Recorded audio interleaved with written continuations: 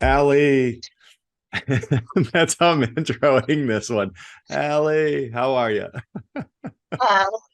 Um, Peter.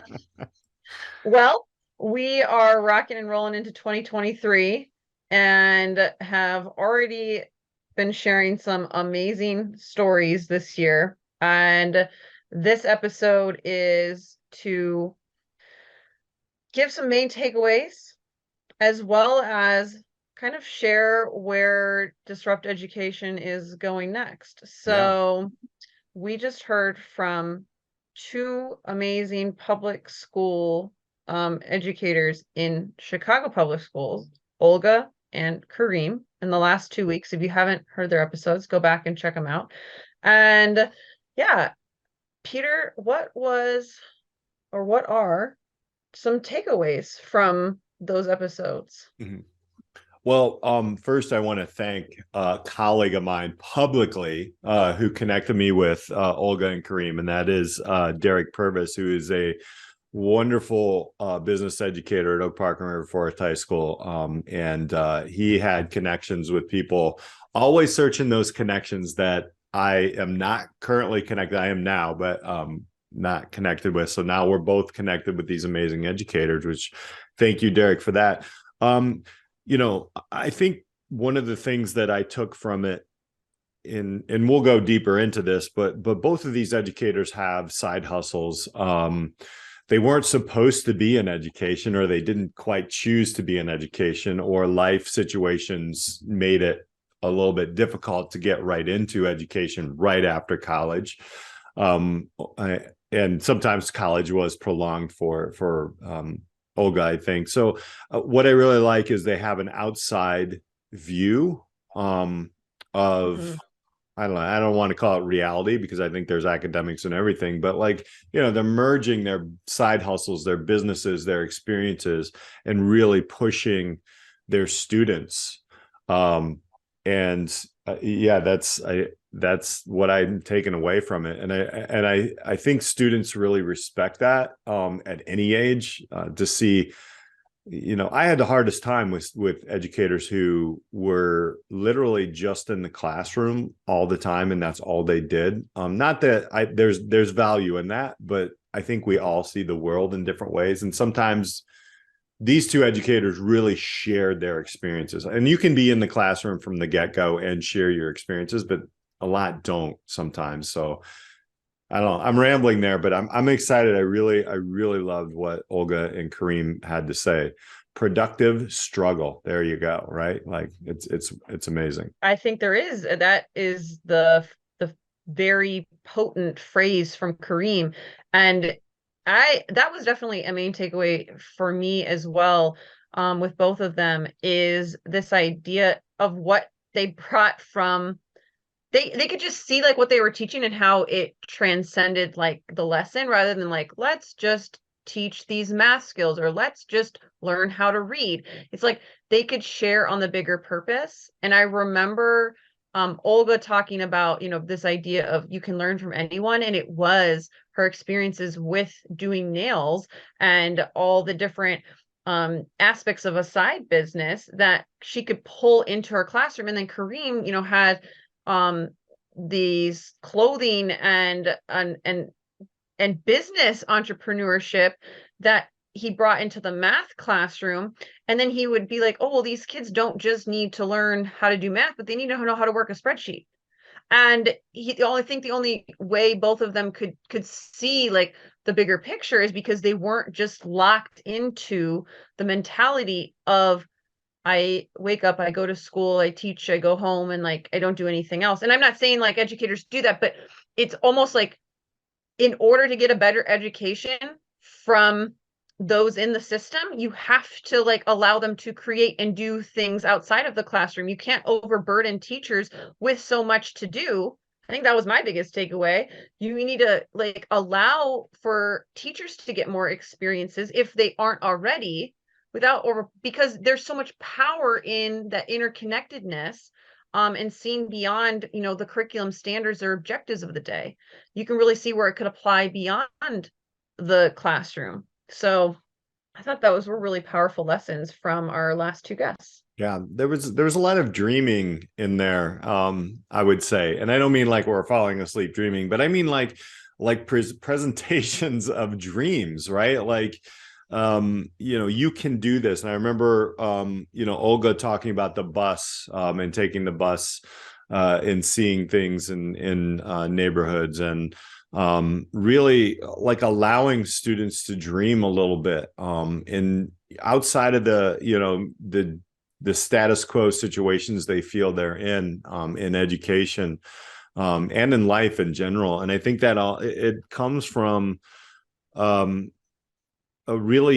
both very human-centered curriculum educators, right? I can't tell you how many times, well, you can go back and count, but like how many times Kareem said, I just want it to be like a place where they feel okay, learning, right? And that's even a big struggle, I know, for a lot of educators, because students come in with this preconceived notion of school, and then they're labeled, and then they go through all these different, steps and check boxes and things like that, where, they get beat down. I know I did. I mean, I can still remember some of my high school pieces where I'm like, oh, I'm not good at this, so I'm just going to shut down. I think back after hearing those two amazing educators about how many of my actual high school teachers, or teachers in general, did I really know, right? Like how many, and there's maybe, on one hand I can count, who like really shared stuff, not overshare, but just shared who they are, experiences, and really kind of tried to relate them to my own learning. Not many. I don't know. Did you have any of those? I don't remember. I know maybe three, I would say. I can definitely remember my seventh and eighth grade geography teacher, Miss Gibson, sharing all things about her daughter, and she did such a beautiful job of bringing in like home life lessons into what we were teaching, and because she did it so many times, it's obviously stuck in my brain. But there were plenty of, and I was guilty of this at times, where students would want to know more about me, but I felt professionally like, ooh, can I share this? Is it healthy to share this? But the life lessons that I would bring from, for me, with teaching chemistry, and a lot of my traveling, and bringing those experiences from the travel to the classroom, I just remember those stories, right? All, we're so big on stories here at the Disrupt Education podcast, is what really not only helped me help my students, but my students learn the lesson. And I think the more that we don't need to be these rigid characters, or put just teach the lesson, those life experiences and all of that, outside events and moments, they really do help. I mean, you don't remember what people said. You might remember, like, just wrote facts and stuff, but you will remember funny, quips and stories. And then you'll also remember how people made you feel. But right, like I remember all these zany stories that Miss Gibson shared, but I don't remember. I mean, I remember some of the geography lessons. I still know, where all the countries are for the most part. Yeah, I mean, well, I think it's because you're connected, right? Like, the Yes. only reason I know where the Bermuda Triangle was because I had an English teacher in seventh grade. I believe her name was Ms. Beyer, and she had a relative that was missing and it was, you know, telling that to middle school kids, we weren't like, oh my God, that's awesome. It was like we were genuinely concerned, A, and B, we were now like, we wanted to be in on like, well, let's solve this mystery, and it just, kind of, she made me, she didn't make me, but she encouraged like the curiosity for me to read more about the Bermuda Triangle and then airplanes. I think that might be between her and Mr. Brown, big shout out to Gary Brown, my science teacher, which I have a little bit of a story here, but he was all about airplanes and topography and all these different cool things. Science teacher, you're welcome, Allie. Hey. But I loved the stuff that he did in class, and we had conversations about it. And it was interesting because we were at, I think it was about a year ago, we were at an event where my dad was being honored as a football coach at the same school district, and Mr. Brown was there next to his wife, and I went up and we talked for a little bit, and he's, I think, either about to retire or he had just retired, I can't remember. And I thanked him for that. I was like, you know what? Thank you for talking airplanes and the topography maps that we did in class. I totally remember the conversations because he's a big storyteller. And he whipped his wife on the shoulder, said, "See, I told you they remember." So yeah, I think these two educators, back to our last two guests, I think one of the things they do that very well. And I think one of the things that we're taught early on is, you gotta go to like a football game or a play or something like that to see students, outside of the classroom. But why don't they ever tell us to, or maybe they are, but we can definitely help people do this, is have those conversations right there in the classroom. Because more and more, we have students who have challenges when it comes to maybe financially or family, or logistics or socioeconomics and all these different things, where they may not be able to be at that game or at that performance. So I think that's another takeaway that Olga and Kareem kind of taught me about just, whoever they are. And I do remember, I can't remember what Kareem said, I had to go back, but the cycle, remember, you're caught in the cycle, and the kid who came back and said, "Oh, I'm not in the cycle anymore." Like he got out of his little world. And I think as educators, we need to get out of our own way that way too. Definitely. And I think what's great about these two is I didn't feel like they were in education to check boxes.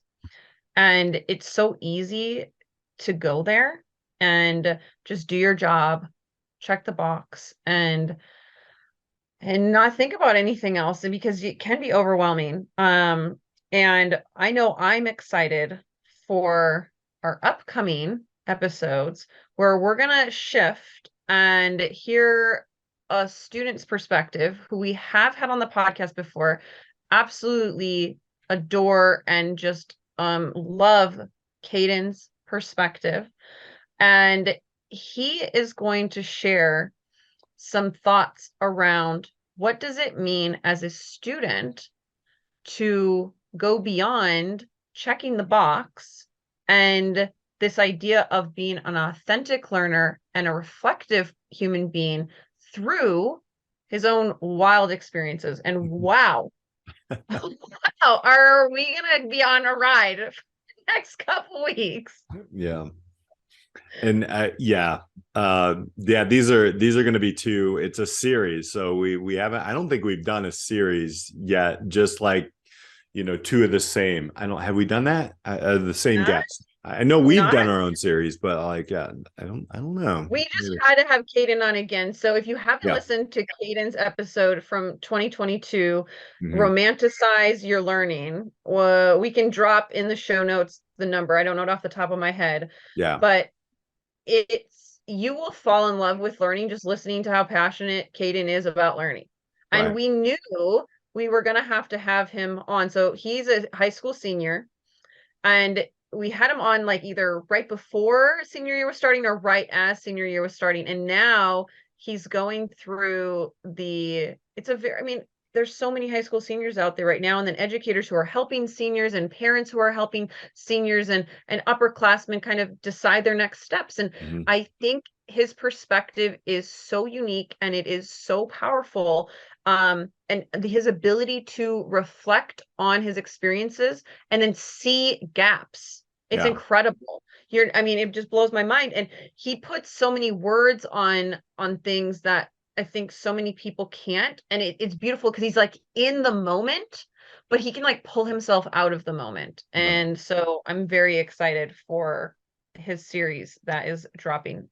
The voice that he uses in these podcasts are voices that I'm sure as educators we know our students are thinking, but like you said, he can eloquently just speak it. And yeah, these are two that you don't want to miss. And also I think I just wanted to remind our listeners, reach out to Alli and I, because there are so many different ways to bring the humanistic approach in any classroom. I mean, I'm a business teacher, you are a science educator. Like it's there. I mean, how do business and science get together and start talking about? But we do, and we start to talk a little bit. We can help you talk with your students and speak with your students about their own curiosities and how do they fit in, which is interesting because a lot of my very thoughtful educators were science teachers. So, and there was an English teacher and of course the arts and things like that. But yes, don't miss out on this next series of 2 podcasts coming up next, and reach out. And final thoughts, Alli, for this short recap episode. I want to hit on this productive struggle, and that it's okay to not know something, and that's really the heart of learning. And that you can, if you're only learning the things you already know, what's the point? And so if you are in a place where you feel like you're not productively struggling, you're not really struggling at all, you're just going through the motions, but you know that either your classroom needs more, your school needs more, your district needs more, and you want to start having these conversations, that is a huge part of the Disrupt Education podcast and being brought into the network, and having the tough conversations so that you can productively struggle, because it's messy, but it's needed, and we don't grow unless we challenge ourselves. Love it. Straight from Kareem to everybody, right? Productive struggle. Thank you guys so much for hanging out with us. We will check you in the next 2 episodes with our special guest. Stay tuned. Thank you so much for joining us on this week's episode of the Disrupt Education Podcast. Be sure to like and subscribe so you never miss an episode. Are you ready to disrupt the educational arena you're a part of? For more ways to get involved in the work we do here at Disrupt Education, check us out at disrupteducation.co, or find us on LinkedIn at Peter Hostrawser or Alli Privitt. Our mission here is to help facilitate and amplify changes in the educational system through local initiatives and help you scale them into community movements. Our building network of disruptors in education are working to move beyond scores and grades as the only measure for student learning. If your school district, college, campus, or organization is looking for facilitators of this work, reach out on our website or social media. And if you have any thoughts or feedback on this week's episode or any episode, we'd love to hear from you. Until next time, keep pushing the boundaries, taking risks, and most importantly, disrupting education.